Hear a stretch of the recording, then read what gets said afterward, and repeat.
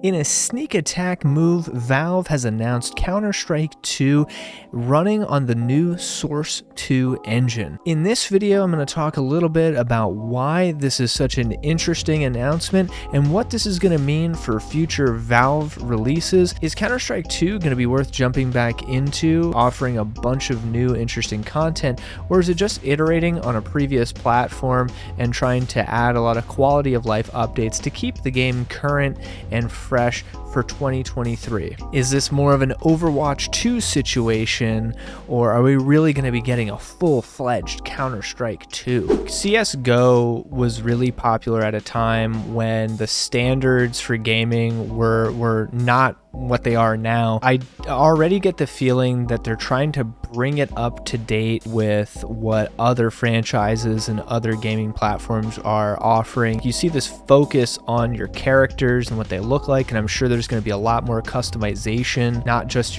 your skins on your gun anymore, but how does your character look and what does that customization look like? Valve has always been a company that really cares about its tech and has always been a very tech savvy developer. Overhauls.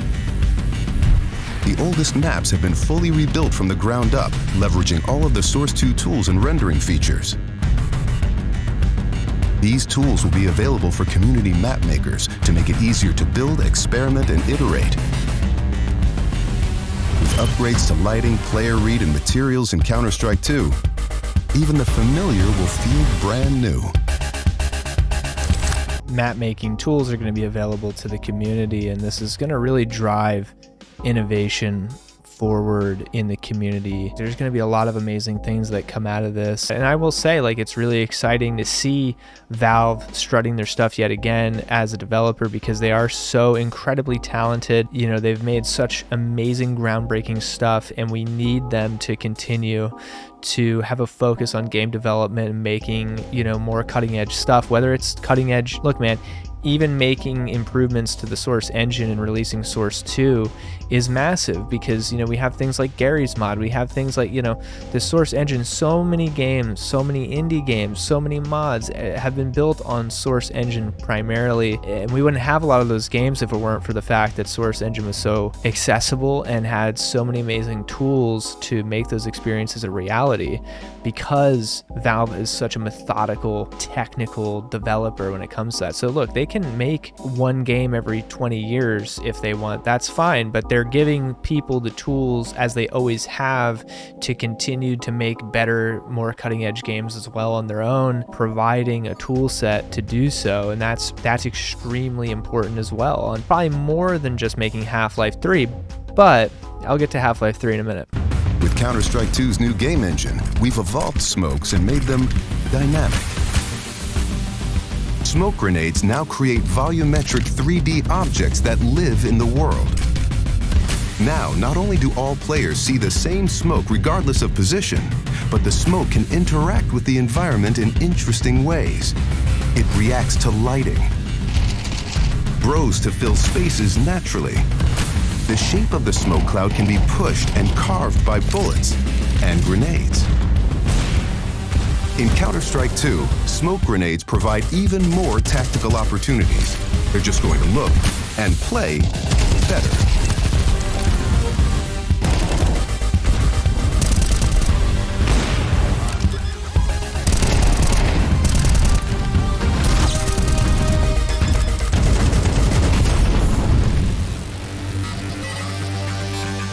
I'm sure this is why they use this as an example for what this new engine can do. The big thing about improving this engine, the Source engine, which is already a really good engine, and it's the Source engine's really big on its physics, and Half-Life was so interesting because of its engine that it was built in and what that engine could do in terms of physics puzzles and all these different things. So this is a developer that really prides itself on showing off new tech and stuff like that. I think that's why Half-Life Alyx was their most recent foray into developing a new game, because they wanted to show off what they could do with VR and things like that. They always like that challenge of being able to strut their stuff technically, and I think Source 2 is going to be a big testament to that. I'm sure they've been working hard at improving a lot of aspects of Source to just be more lively.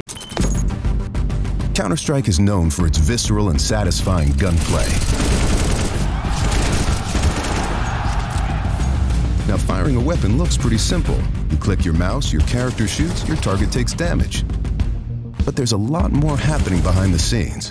In previous versions of Counter-Strike, the game only evaluated moving and shooting in discrete time intervals, or ticks, and time between those ticks didn't exist. For the most part, the experience was seamless. But sometimes those milliseconds between click and tick could be the difference between landing or missing your shot. That's why with Counter-Strike 2, we're introducing sub-tick updates. Now the tick rate no longer matters for moving and shooting, so the server will know the exact moment you fired your shot, jumped your jump, or peeked your peek, and the server will calculate your precise actions between ticks. So what you see is what you get.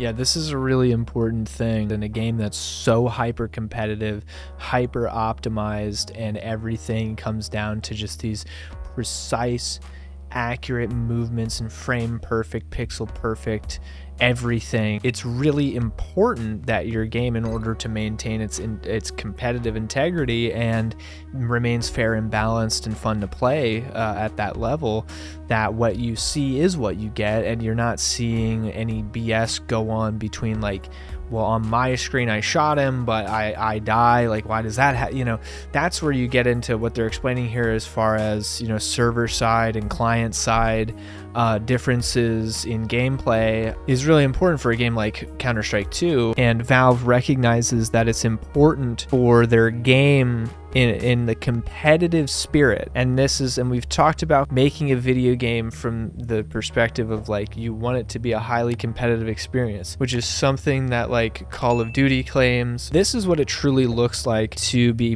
making decisions in the interest of true competitive spirit, to say it is a priority for us to make sure that every player sees the exact same thing on their screens, so that they feel like they're getting a fair and balanced and honest experience across the board in a game that's so highly competitive. In these tournaments, there's so much money on the line, and these are people's professions to play this game. Like, you want to make sure that you're playing something that is fair and balanced and equal and everything like that. And this is just like a further step of this granular level of detail that Valve tends to get into in how they approach game development and stuff like that. Like I said, this is just showing that Valve has an explicit interest in making sure their game is being updated and up to par with and even trend setting. I think that the competition that CS is probably getting from a game like Valorant, for example, which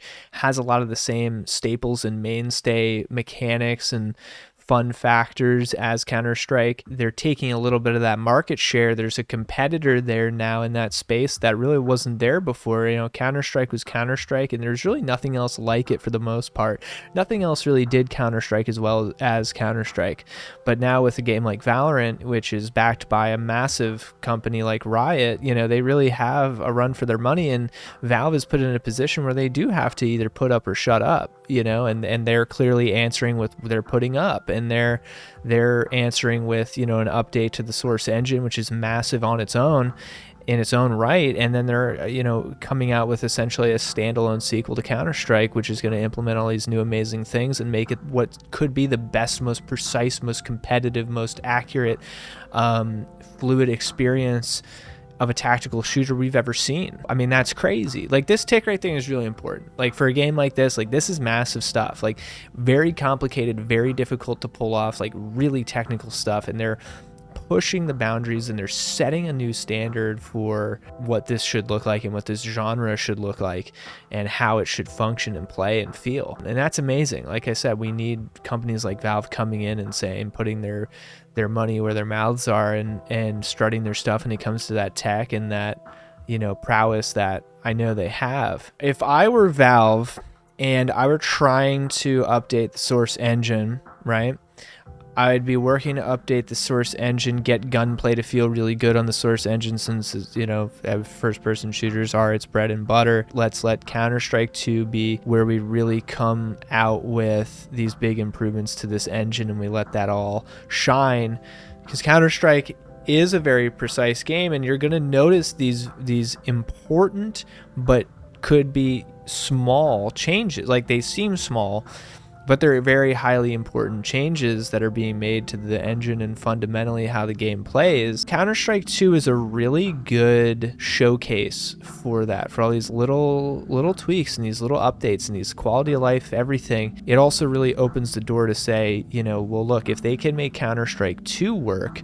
on Source 2, and Source 2 is shining so bright on a game as complicated and cutthroat as Counter-Strike 2, then think about what they could do with a Left 4 Dead sequel or a Half-Life sequel. God forbid. I don't want to say it. I know that I'm sure everyone is right now thinking the same thing, which is, well, Half-Life 3 when? Obviously, Half-Life Alyx exists, but obviously we all want to be able to play a Half-Life sequel, and we don't need a VR headset strapped to our foreheads in order to experience continuing Gordon Freeman's, story. And I think that the reality of that actually happening has gotten closer to that now. If I were Valve, I would say, well, I don't want to make Half-Life 3 until we can push the boundaries of tech and push the boundaries of our physics engine and our whole engine in general, and what we can really strut our stuff.